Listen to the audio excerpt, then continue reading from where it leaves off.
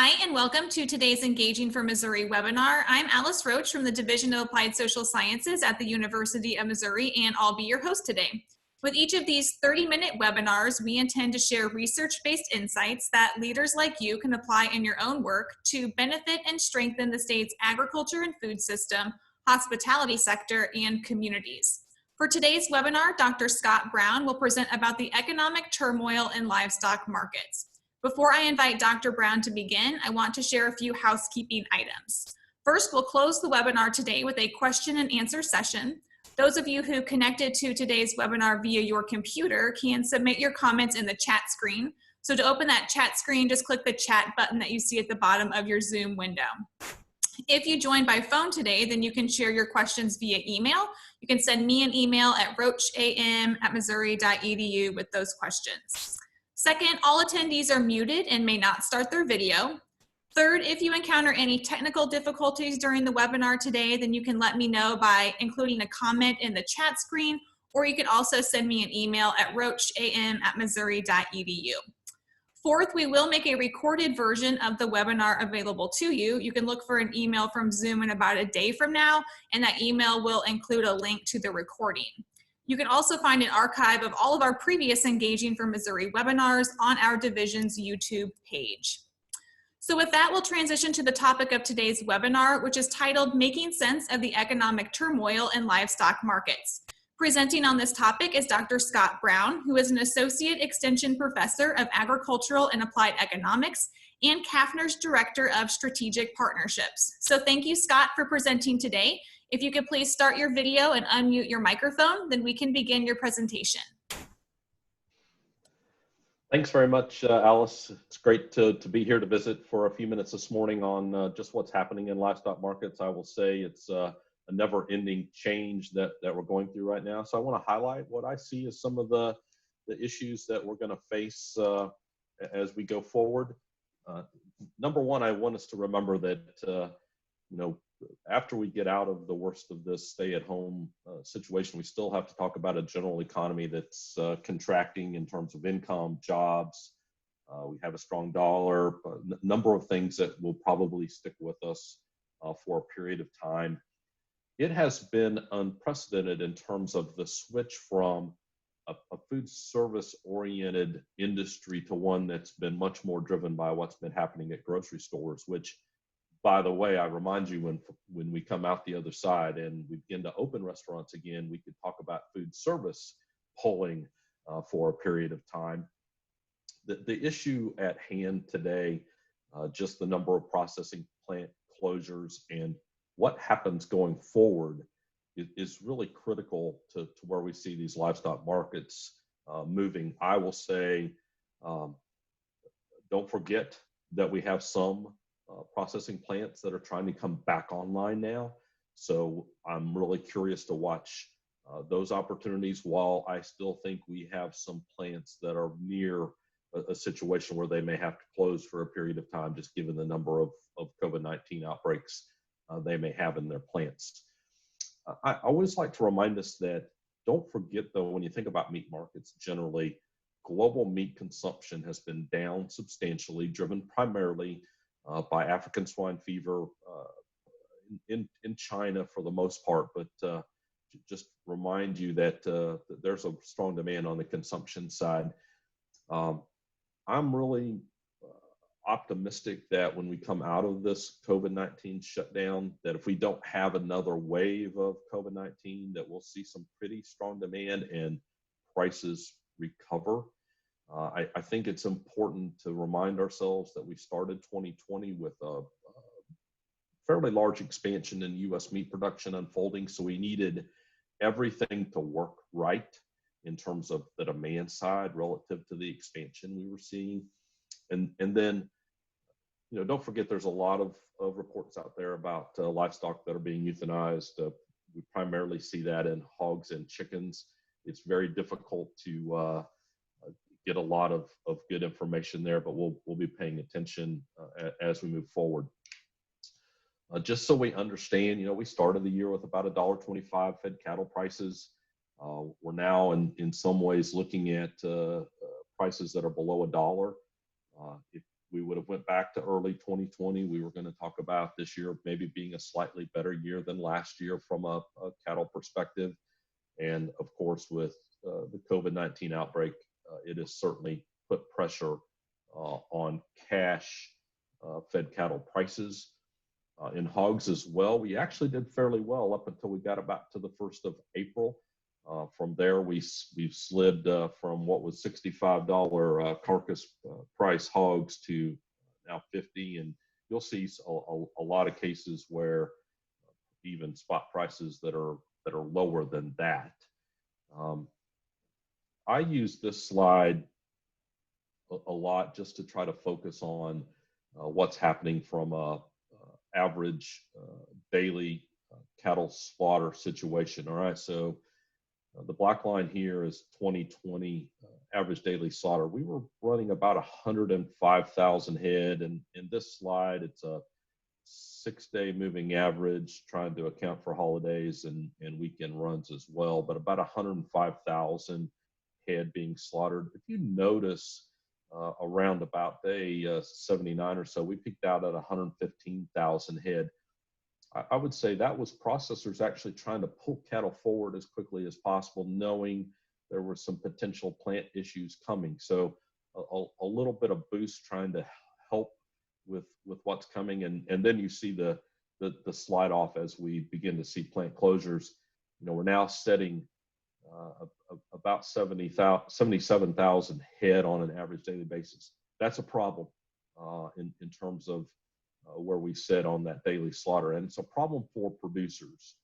I see a number of things happening. Number one, you can find a lot of folks who are saying, I'm not even getting anybody to come and bid on my slaughter ready cattle right now.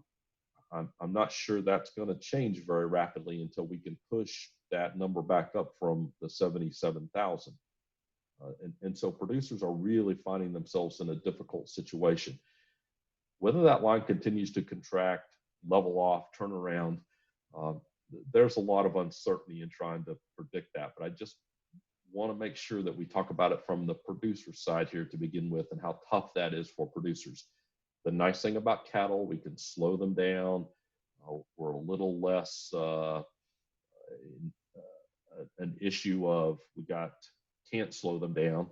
I think we're seeing a number of feeder cattle sitting out there on grass as well right now that normally would have probably been put in feed yards right now, but folks are taking a wait and see attitude. So all that helps on the cattle side. Now, for consumers, I like to remind us that, yes, all right, so the line has gotten below the gray line, which is the bottom, or it's the 2015 average daily slaughter rate, but we're not that far away from that number. Now, where we go from here, again, if we kept sliding down, that could be an issue. But to consumers, so I see a lot of the stories that are out there about not having meat in the meat case.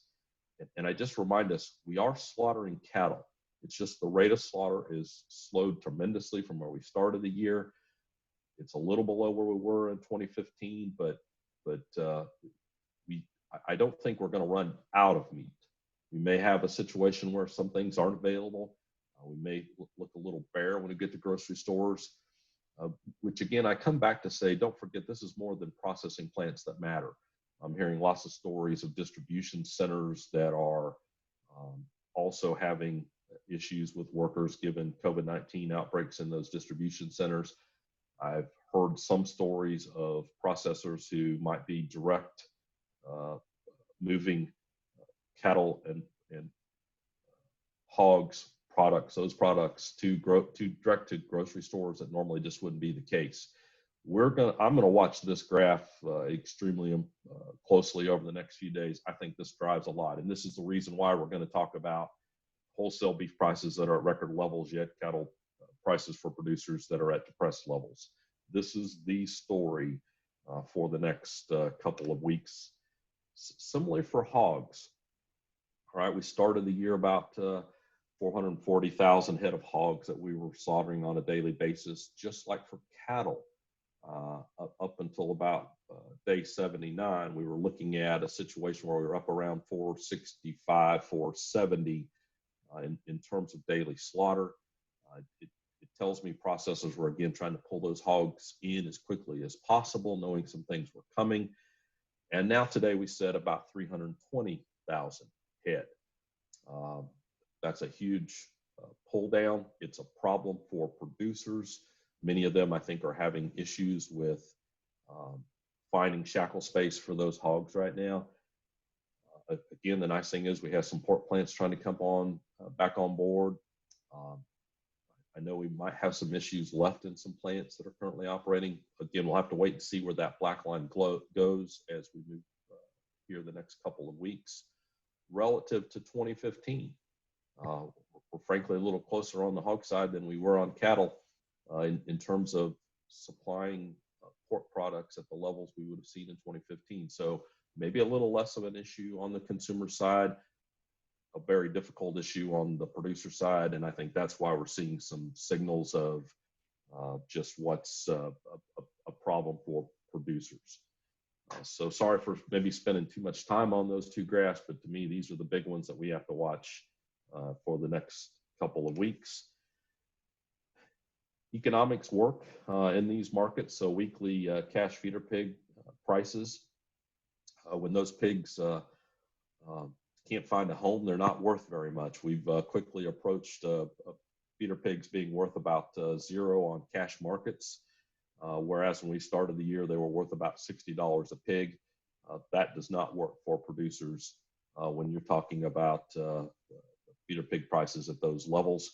We're seeing some stories about sows being aborted, et cetera. I think that's going to continue to be a play, but it's amazing just how much change has occurred in some of these markets. Pork production, all right, so a long-term graph for you. So the gold 80s and 90s, the decade of the 80s, we grew just not quite a tenth of a percent or so. We grew about 2% annually in the 90s. You see the bars starting in 2000 of annual growth. You'll notice starting in 2015, we really have expanded pork production. And if you look at what we were doing weekly, the blue line going forward, we were growing pork production. We needed all that demand side to work as well as possible. So pork kind of leading the way, but really all of the meat products had been expanding at a fairly rapid rate. Nothing like shutting down food service to see some of these different pork primal prices move differently. You know, belly prices that were 90 cents a pound back in mid-March fell to 30 cents a pound by the time we got into early April. Now setting back, exceeding $1 for a period of time.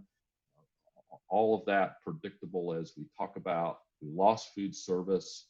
A lot of that belly primal was going to the food service side, and it's not as simple as we might think. I use bacon a lot in this example of, you know, if you think about food service side of things, it was providing packs of 15 pounds of bacon, which Scott Brown might be able to consume 15 pounds, but those of us often go to the grocery store for a pound at a time. And so we had very dedicated lines to that food service side. So that has really hurt things. Now what we're seeing of the last week or so is that as we've slowed slaughter, we're getting those primals starting to move higher again, getting that pork cutout value moving higher again as well. I think there's going to be a lot of pull on that side, especially if we keep in a situation where we can open the food service side. It may not last forever as the slowdown in the general economy comes into bear later in the year. On the beef side, all right, so cattle producers not seeing great cattle prices yet. When you look at the choice box beef price on the beef side, we are at record levels. You see some of the components there that have also, again, taken off the last week or so as we've lowered cattle slaughter. We're not done with those rapid moves. I just happily put 50% lean trimmings here for us to understand that we started April at $30 a hundred, and we're now setting at a little over $110 a hundred on those trimming prices. So it has been an abrupt move, and you just see the different pulls that we're seeing for some of those products. Again, I don't think that's going to stop anytime soon. Back to, however, maybe being more optimistic as we get later in the year. I turned to a graph of USDA's projection of global pork consumption. You see the turn down that we've seen since 2018, and I go, that's just primarily driven by what's been happening in China, going from roughly 112 million metric tons down to about 96 million metric tons. ASF certainly created a slowdown in consumption. So there's this global pull that still happens. And, I remind us when we start the year, we talked about phase one with China. We talked about Japan, US-Japan agreement. We talked about a new NAFTA agreement coming into play. I go, all those things are still there. And I think that could create some pull for US products. And it's more than pork. I have pork as the example here. We've seen some reasonably positive news on the beef side going into China. It's small amounts, but it's certainly growth relative to what we've seen for a period of time. So we could be in a situation where late in the year we get a pretty strong pull from the international side that could actually give us prices back closer to where we would have anticipated for late in 2020. If we look at weekly exports, first of all, just remind us, when you look at monthly U.S. pork exports, up 39%, up 46% for the first 2 months of this year. The red line here shows the current year weekly exports to all locations. We've been exceeding where we've been for relative to 2019 and the 5-year average. So again, I think we could certainly be in a situation where exports could expand. Last couple of slides here. Again, I go short term, it's been a problem. You look at the May lean hog futures contract. We struggled falling below $40 as we were part of April. It's actually recovered nicely in the last few days and gone back to the December contract. Always said, again, more optimism longer term as we kind of come out the other side of this. Maybe that means we can get even more optimism in that December contract later in the year. On the cattle, again, I think we've seen that widening June and December, a lot more happening on the cattle side, where we've had June futures that have just been around 85 cents. We've had a hard time when you see where cash is relative to these futures contracts about are we going to see lower cash prices to get to that futures level or vice versa. But again, later in the year, back above or setting at roughly $1 in terms of that December live cattle futures contract tells me there's some recovery in place. I will say I think we can have cash prices that could certainly run above that level. In summary, I mean, the short term looks tough, especially for producers the next 2 to 4 weeks. Processing capacity and what's online, what can get back online, what goes offline, all of that's a big guess at this point. I begin to look at the next 6 to 12 weeks as the outlook begins to look better. I could see a pretty big demand boost when food service comes back on board and processing capacity comes back on board. I'm not sure it lasts forever because I think the general economy slowdown will get to us. But by late 2020, I think we're going to slow down domestic meat supply growth more than we would have ever thought. Global demand accelerates. We get some recovery on the domestic side as well. I close by saying, the good news for us is the feed costs are certainly low relative to where we've been. So that helps us on the cost side. Knowing exactly how COVID-19 plays out for the remainder of 19 is important when we think about just exactly how this plays out in these livestock markets. So I appreciate the chance to visit with you all, and I'll turn it back to Alice. Great, Scott, thank you. If you do have a question for Dr. Brown, please include it in the chat screen or send me an email at roacham@missouri.edu.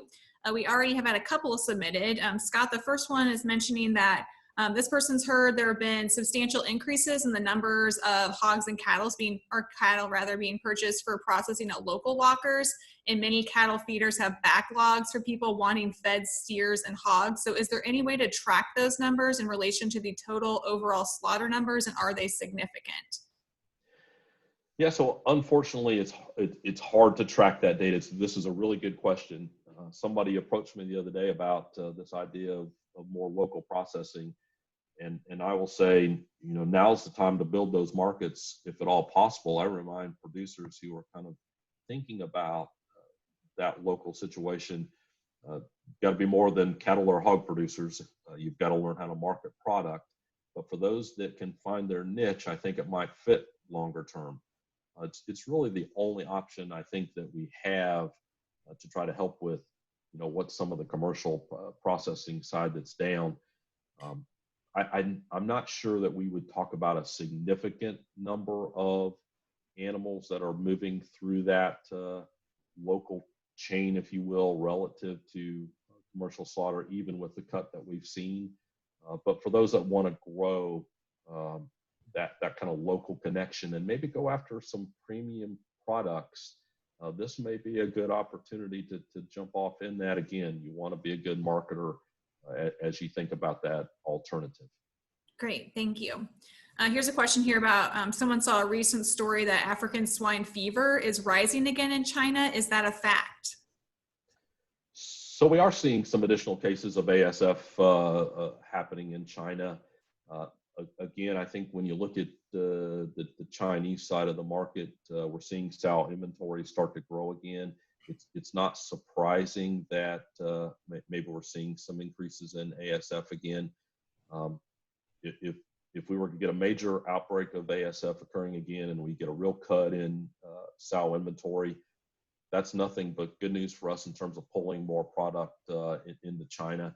I think when you look at the competitors around the world, EU certainly jumps out as one area of the globe where we've seen a lot of pork trade to China from the European Union. It's hard for them, I think, to continue to grow that. So we might sit there in a good place to fill the gap, if you will. And the Chinese can move markets. A significant amount of U.S. pork exports could pull our prices much higher, and those exports are certainly destined for China.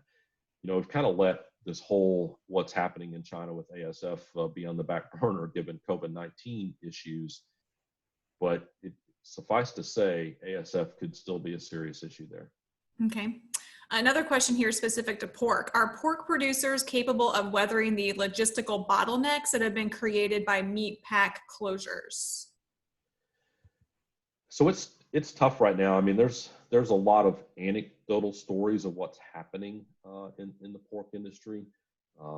I think we're seeing a lot of folks working on the baby pig side of this, either aborting sows or maybe euthanizing baby pigs. But in some cases, I think we're finding hogs that don't have shackle space, in a few cases that are maybe being euthanized as well.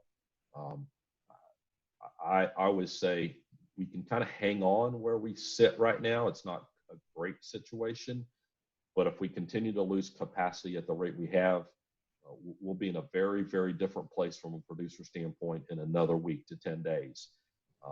And so I don't want to downplay the issue, but for me, we're just at the cusp of a huge, potentially huge issue for producers. It requires additional plants to shut down for that to unfold. If we just kind of flatten off here and begin to, again, get some other plants open, then I'm more believing that producers are going to be able to get through this current situation. Sure. This question is about what's being done with the animal mortalities. So there's a lot of current information, some being generated by USDA about how to handle the euthanization of whatever animals you might want to talk about, proper ways to dispose of them. And so in many ways, a lot of those animals, I'm understanding, will be carbon dioxide will be used to euthanize those animals. They'll be ground up and then put in compost. And so there's particular ways to handle the removal of those animals. I was reading a story about rendering and potentially using the animals like for ingredients in pet food and those types of things. Is that an opportunity at all, to find a good use for them?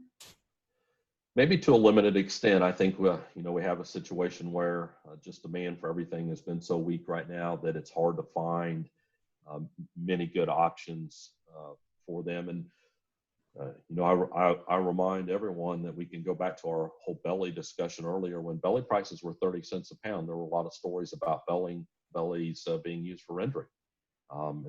So it all depends on relative prices in terms of some of that rendering demand.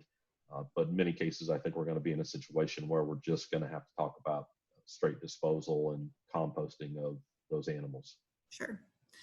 This question says, do you see feedlots buying again after 2 to 4 weeks, since many yearlings aren't having buyers right now? And if not in 2 to 4 weeks, then when? So I think there's going to be some appetite. If you look at the last placements number for March, where we were sitting at down more than 20% relative to year earlier levels. And by the way, that was the largest decline we've seen, with the exception of one other month since we've been keeping that data. Eventually, those calves need to get in the feed yard. To me, the answer to that question about how quickly feed yards get back in this business has a lot to do with just what happens, again, on the processing side. When we see plants starting to open, and it seems like we have a better situation unfolding in terms of those processing plants staying open, I think the appetite then to feed some cattle will come back. I think we still have a lot of folks who are very much taking a wait and see attitude. I think when we get the next cattle on feed report, we'll see placements down again pretty hard in April. But come May, I expect placements will recover. And we could actually see some fairly strong placement data in those May placements that we'll get in June. Okay. What key economic indicators should we be paying attention to looking out into the fourth quarter that may have a big impact on meat consumption and therefore protein commodity prices? Yeah, so I think that's a critical question to answer. And I go, so exactly where does GDP set out here in the fourth quarter of 2020? I think it's also then what are we doing stimulus-wise there as well? In some cases, I think with the stimulus package that we have out there, we in the very short run may drive some additional meat demand that we wouldn't have anticipated. And again, we get out of the stay-at-home situation. I think a lot of consumers are ready to get out. Consuming meat is going to be, I think, one of the things they're interested in as they have a chance to get out. But I am watching GDP there long term in the fourth quarter for ultimately what it means. I sometimes will say, if I look at the situation, I believe we've become a little more inelastic relative to income when we look at meat demand. And for me, that's kind of the higher end side of meat. Higher quality cuts, the more expensive cuts, I think are a little more income insensitive than maybe we've thought of in the past. I think some of the cheaper meat products could be much more income sensitive, and that's going to have a lot to do with just who's able to return to the workforce, where's unemployment going to sit. I think unemployment will be high for those that tend to be in those lower income brackets, and that could be adding to the less recovery for some of the lower quality meat products that we have out there. Okay. Do you think that there will be changes to how we do business in the livestock industry as a result of COVID-19, either on the production, marketing, or processing side? I think there's going to be a ton of conversation. We can take the cattle side of this equation, and you have a lot of folks out there that will talk about 30-14. So let's make sure 30% of cattle are castrated on a 0 to 14 day delivery window. I think a lot of that's has to do with the fact that we have box beef prices at record levels and cattle prices at very low levels. So I think we'll have a lot of conversation about how to best handle that. We're learning how sensitive the chain is from producer to consumer. I think there needs to be a lot of discussion about who's bearing the risk of the system that we have in place today. As you think about what's economies of scale of very large meat processing, we don't give ourselves a lot of flexibility. Whether we make changes or not, that's a much tougher question to answer. I sometimes will come back and say, is this a one and done? Or is this something we're going to face on a more regular basis going forward? And I say this, the kinds of outbreaks that would cause processing plants to not be able to operate at full capacity. If this is a one and done, I think we'll have a lot of discussion after the fact, but it'll be hard to make changes. Those changes will cost the industry a lot of money. Ultimately, I think that affects then what meat prices consumers might see at the store. But if we're in this on a regular basis, then I think we're going to look for a lot more ways to create more flexibility in the system from producer to consumer. I wish I knew the answer to that question, because I think it has a lot to do with what these industries look like 2 to 5 years down the road. Great. Well, thank you, Scott, for sharing today's webinar presentation, and thank you to our audience too. When you exit Zoom, you'll see a post-webinar survey will load in your browser. If you could please consider responding, we'll use your feedback to improve the webinar experience and also brainstorm future webinar topics. Again, in about the next day or so, you should receive a recorded copy of today's webinar via email from Zoom. Tomorrow, on Wednesday, April 29th, Dr. Mary Stegmeyer, who's an associate professor with the Truman School of Public Affairs and the interim vice provost for international programs at the University of Missouri, will present an Engaging for Missouri webinar about how democracies respond during crisis and the implications for international trade. Again, thanks for joining us, and enjoy your Tuesday.